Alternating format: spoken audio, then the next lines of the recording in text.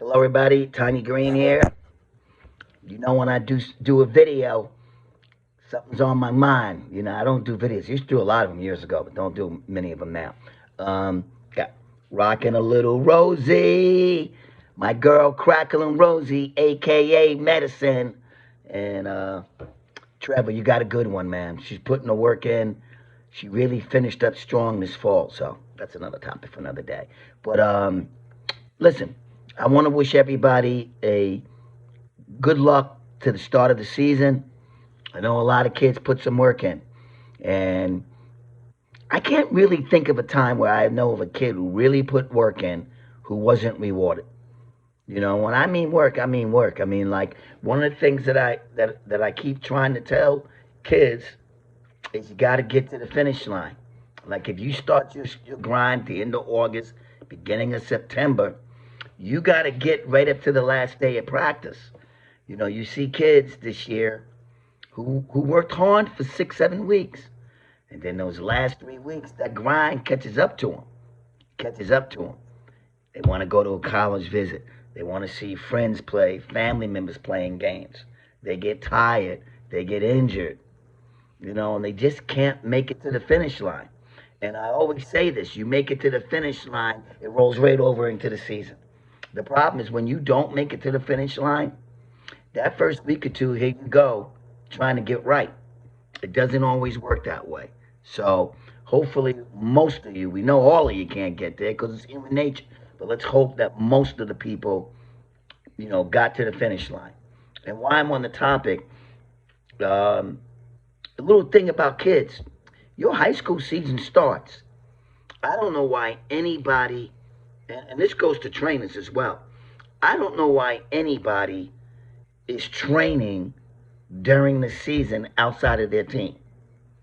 I'm not talking about shooting. You want to get in the gym and shoot. I encourage that. Come down to the gym, get some shots up. I always make the hoop group and the MBS gym available for the kid to get in there and get some shots up. But even that is you got to know what you're doing. Like, you don't go in the off season, you don't go during the season and shoot for 90 minutes. See, because you're playing 7 days a week. The reason why the coach is giving you a day off is to rest your body. So we want you to come on in there. Maybe you shoot for 30, 40 minutes, but it's light. It's form shooting. Hopefully you're watching some video and you're not just jumping in the gym shooting.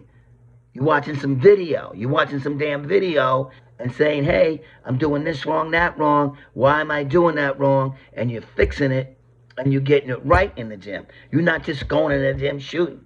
I see kids during the season coming in the gym, shooting from the corner, shooting from the wing, shooting from the top of the key, shooting from the slot, shooting from the lane. It's like, yo, my man, you have a season, you got an offense. Shoot shots within your offense. Just running around taking a million shots from different spaces you're never going to shoot from in a game makes no sense. It's kind of like the kids shooting off the dribble. Well, guess what? Your offense may be passing game, and your coach may say, yo, we ain't shooting at the dribble. We ain't running dribble drive, so you got to catch and shoot.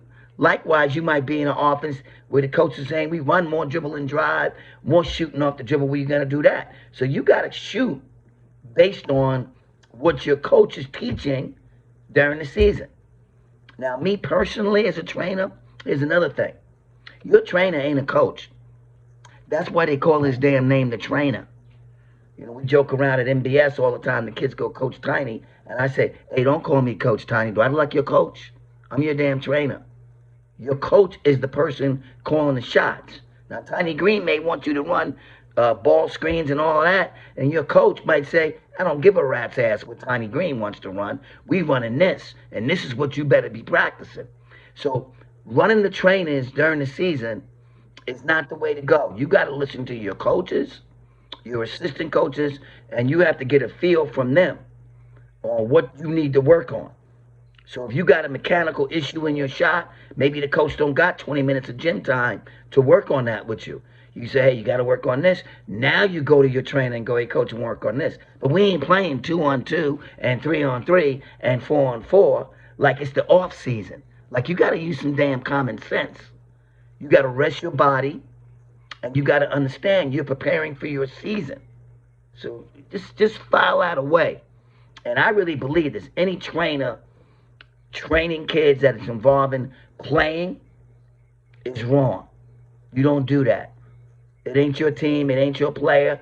You got that kid after the season. You got that kid in the spring, summer, and the fall. If you can't get all of that done with that kid by then, guess what? Maybe you should get the training business. That's what I'm saying. The high school season is the high school season. It's no different when the AAU season starts. High school coaches, as much as you want your kid, you got to go let that kid do his AAU thing because guess why? There's money involved called scholarships, and that kid has to get the exposure. Now, advising a kid where to play, I get all of that. I'm down for that in the off season. You can advise a kid because guess what? Look around. There's some really good players who are still not, who don't have offers yet, or seniors without offers or without schools. And I'm going to tell you this because I know this to be true. In most of those cases, it's the kid's inner circle. And I always say this, birds of a feather flock together.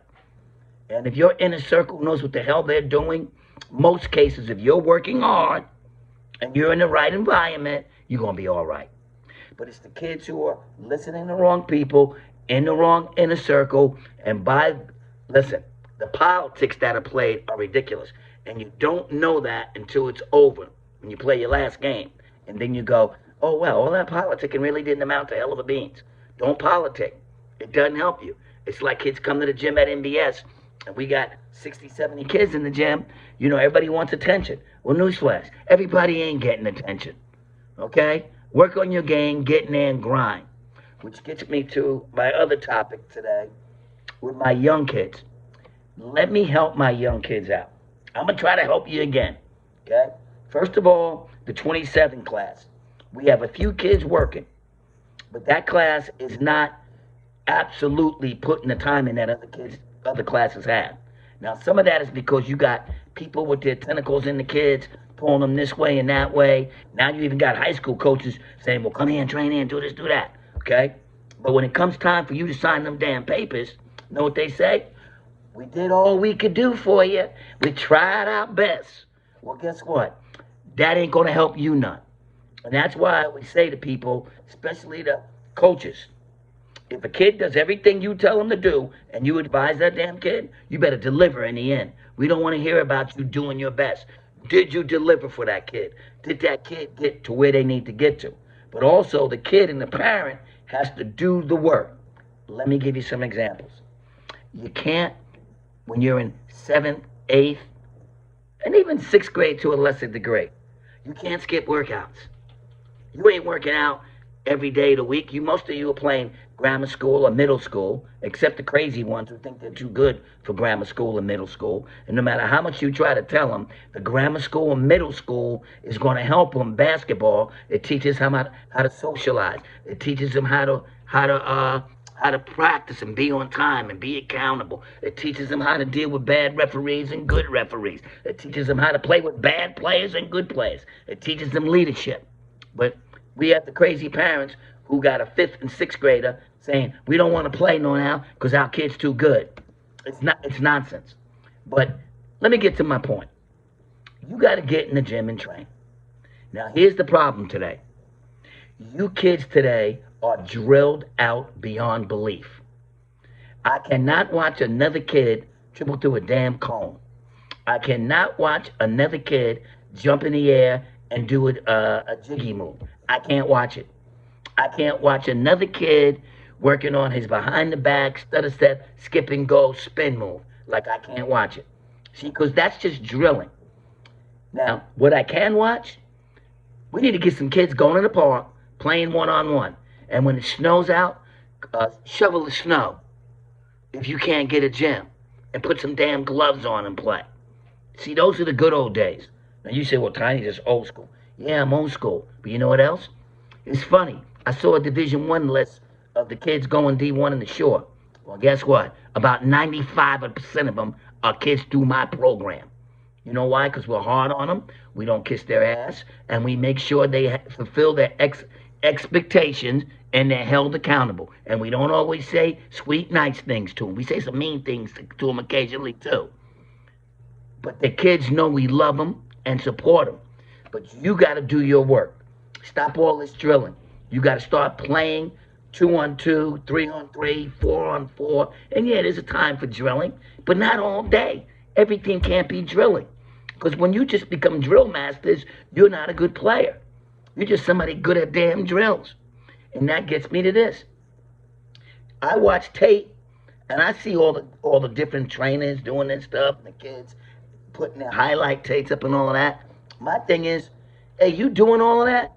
I'm watching the video. How come I'm not seeing that in games?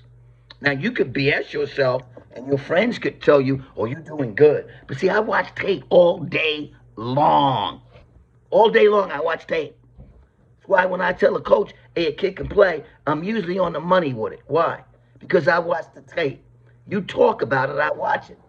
So when you want to know if you're balling, let me give you some advice. Look at your training and see if your training moves to games, to scrimmages.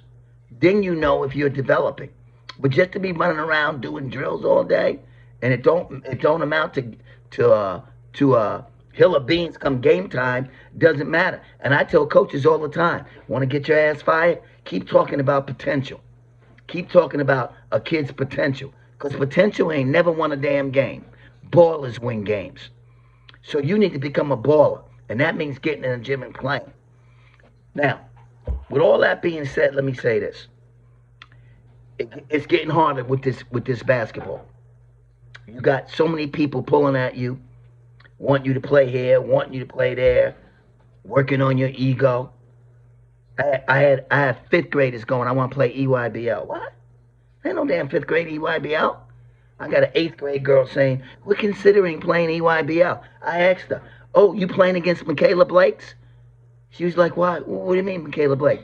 I said, didn't you say you playing EYBL? Michaela Blake plays EYBL. You on the team that pays EYBL. See, if you really paying EYBL, they pay your bills. You don't pay theirs.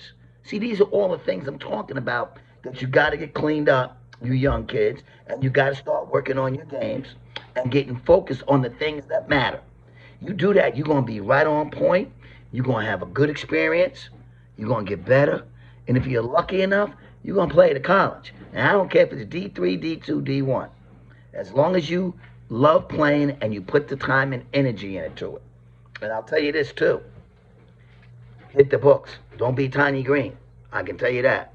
Don't be Tiny Green. Actually pick up a book and learn some damn thing. Learn how to read and write. You see me on Twitter. Half the things I write spell wrong. The grammar's all messed up. And if you okay being Tiny Green, go right ahead. But if you got a half a brain in your head, put some time into those academics. You got a whole year this year to learn so many new things about your athletic ability and about your academic. Do both. Do both. I wish I could go back and get my act together. It's too late for me now. I'm just an old fat guy. I'm in the 4th quarter of life. Shoot, I'm hoping for overtime. You got lots of things to look forward to. But you got to work at it. And I hope everybody works at it. This is Tiny Green saying, you're going to have a great year. You got to believe that. You got to focus on that. And you got to be a good teammate. Do all those things and be coachable. We got some good things waiting on you. This is Tiny Green. Take care of yourselves.